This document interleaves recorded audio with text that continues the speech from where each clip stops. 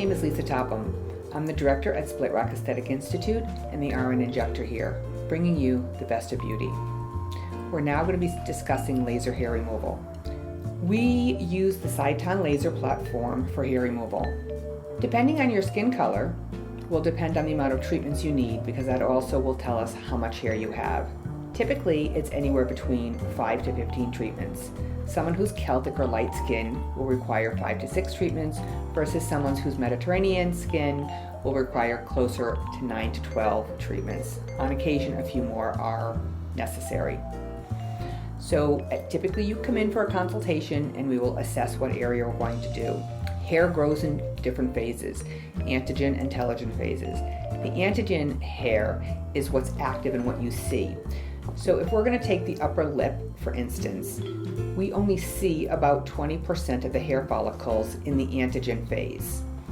Once they're removed, it will take 4 to 6 weeks for the next series of telogen or resting hairs to come to the surface to be treated again. Then we remove those, etc., etc. So in the ideal world, it would be 5 to 6 treatments, but again, if someone has a lot more hair or is a slower grower, it may require more. In terms of who's a good candidate, best candidates are of light skin with dark hair. The dark hair brings the energy into the hair follicle to eradicate it.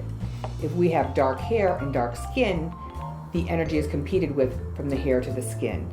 We can treat semi-dark complexions, however, we don't treat very, very dark skin because we don't want to risk the patient having blisters or burning their skin versus eradicating their hair.